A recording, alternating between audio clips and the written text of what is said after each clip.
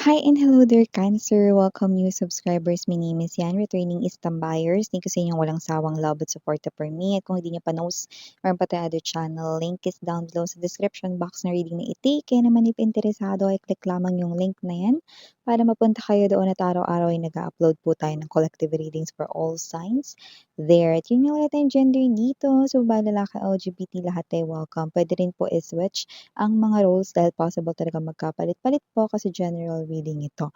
And at the end of the day, lahat ay may free will na. Free niyong gamitin anytime, anywhere. Cross-watchers ni Cancer or may Cancerian placement sa natal/birth chart. Welcome din kayo. So let's go ahead and check these messages right here for you, Cancer. Archangel Michael, thank you so much, Angel Guides. Can we get messages right here for Cancer, please? What does Cancer needs to know? Any messages, informations you want to tell Cancer, can you please show me?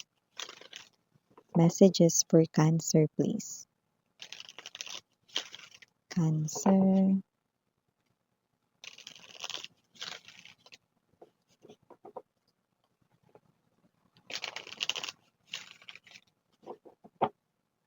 Okay, so let's go ahead and check these messages para sa'yo, Cancer. So guys, you do have here the energy of the Sun. Knight of Cups. Oh, confession. Seven of Cups energy. Devil. Queen of Coins. Nine of Wands. Bottom of the deck, Ten of Wands. Nine of Swords. The Wheel.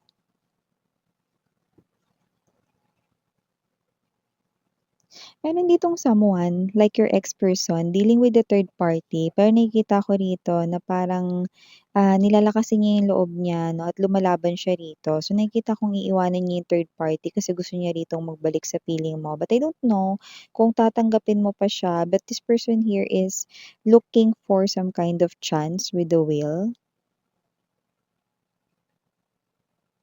And I think this person here 'no, is sobra niyang pinagsisisihan rito, Cancer 'no, kasi nakakita tayo ng sleepless nights dito 'no, at nakita ko dito ilang araw na rin talaga silang nag-aaway 'no, ng third party. Nakikita kong aalis na siya sa poder ng third party 'no, kung sila ay nagsasama at kung mag-boyfriend-girlfriend naman sila at hindi nagsasama 'no, nakikita ko rito na, eh, buo na ang loob ng iyong person. Hihiwalayan niya na ang third party or iiwanan niya na ito upang humiling ng isa pang pagkakataon sa inyo 'no. But with the 9, okay, in the presence of double 10, nakakuha tayo dito ng energy 'no, na mukhang matagal na kayong natapos, parang too late na 'pag bumalik siya 'no. Pero gayunpaman, I do see that this person here will eventually try and try 'no, na kunin ulit ang inyong loob 'no. So expect some kind of communication from an ex-lover, okay, na in-involve kayo sa isang third party situation, okay. Alisin natin 'tong tissue. Commercial.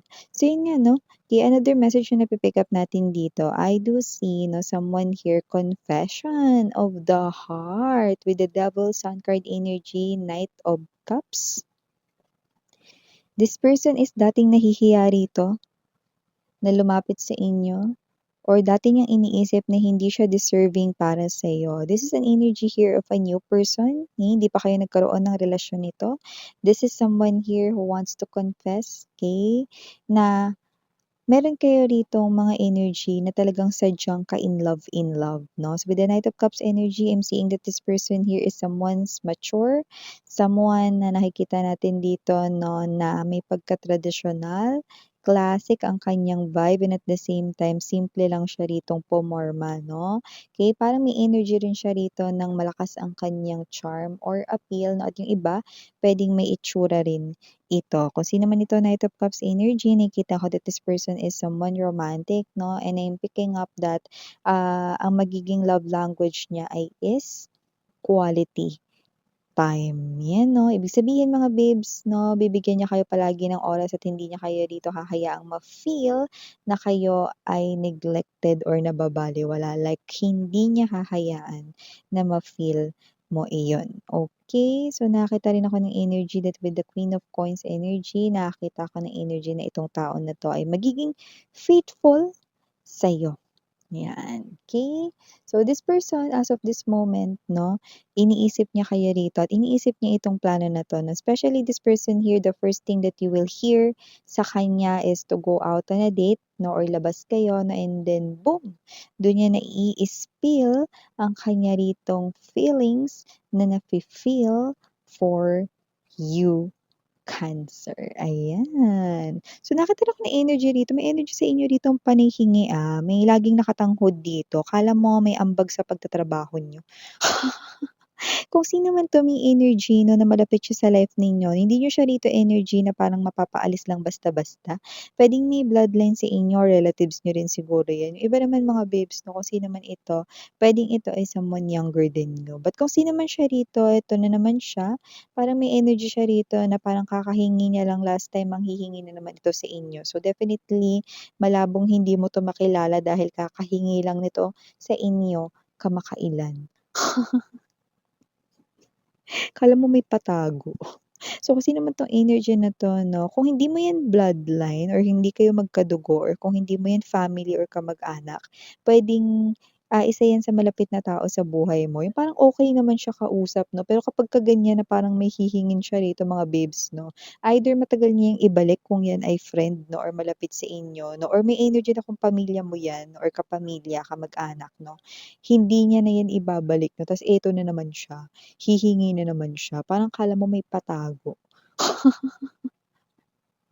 Ay naku minsan hindi ko na 'yan, um, hindi na ako nagulat diyan, kasi ine-expect ko na ganyan talaga 'yan. Kilala ko na 'yan, 'yan 'no, parang may gano'n kayong klase ng energy. That's why with the Nine of Wands energy 'no, kapag kinakausap niyo siya, "Ano na naman 'yun?" 'Yan oh, gano'n yung tono niyo. Pero alam mo yung energy 'no, na okey naman siya pero pagdating lang talaga sa gano'ng bagay dun siya parang hindi okey para sa'yo, okey? So maliban diyan nakakuha rin ako ng energy rito, maaaring meron kang matanggap na mga maraming mensahe, Cancer 'no, pero nakikita ko rito na yung ibang mga mensahe halo-halo naman 'to, related dito sa kaperahan 'no, at kung yan ay related sa kaperahan maaaring pag-isipan mo muna yan, okey, bago mo yan replyan. Yun ang nakikita natin dito 'no. So, puwedeng 'yan ay multiple, offers when it comes to your business. If may negosyo ka, baka entrepreneur ka or business owner ka no? Or kung hindi naman, baka 'yan naman ay offer 'no, sa trabaho rito na baka potential rito ang mga in-applyan mo asking for interviews. Iniisip mo kung saan ka pupunta diyan, iniisip mo yung time 'no, kung meron ka ba diyan puwedeng, puntahan 'no, sa loob ng isang araw 'no. So, may mga gano'ng klase ng energy. But yung iba meron diyang nakahalong long awaited message 'no, nakikita ko rito na parang iniintay mo yung message na yun kahit na parang may energy ka na medyo may hatred or galit ka or parang may energy ka rito ng parang medyo ilag ka 'no, pero parang meron kang hinihintay na mensahe pa rin kahit na gano'n man yung mga nafi-feel mong negative emotions and feelings 'no. So, it could be anyone, it could be someone na puwedeng, nawalan ka ng tiwala ever, baka naman ex mo rin 'yan. Yung iba naman baka kayo ay, ginoyo rito 'no, sa iba't ibang mga hindi magandang sitwasyon. Kaya naman just take how this resonates 'no, but still I'm seeing na, may explanation pa rin dito kaya nakikita ko rito na parang you deserve explanation kaya nakikita kong babasahin mo pa rin yun kahit na 'yan 'no, nagbibigay ng negative energy kung sino man yung nagpadala nun. Kasi hinihintay yung iba kasi sa inyo hinihintay niyo yung explanation nitong tao na 'to na bakit nangyari yun, anong nangyari 'no. Iba naman hinihintay niyo hindi yung explanation kundi yung solution niya doon 'no. Kasi parang this person put you into a type of situation and then gusto mo siya yung gumawa ng paraan para maialis kayo sa gano'ng klase ng situation, puwede din 'yun, okey?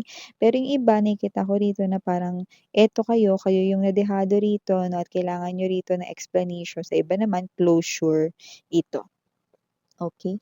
So, maliban diyan Cancer nakakuha tayo rito ng energy 'no, na maaaring kayo ito na hindi kayo rito makatulog ng maayos sa mga darating na mga gabi.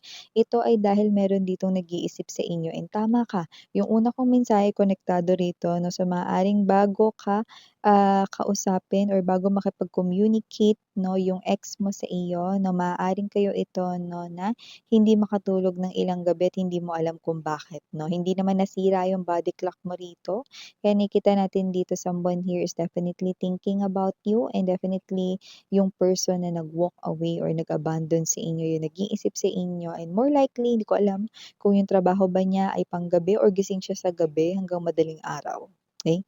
So, may gano'ng klase ng timeline 'no. So, maliban diyan nakakuha rin tayo dito ng energy Cancer 'no, na maaaring may mga biyaya na hindi naman gano'n kalalaki pero marami ha, ang mangyayari rito. Parang mga maliliit na mga magagandang balita 'no, tapos hindi lang 'yun isa or dalawa, okey, higit pa. So, ang ganda nito 'no, yung iba maaaring 5 ito 'no, kaya sunod-sunod 'yan for you guys 'no. Yung little joys in life 'no, mga small good news 'no, okey.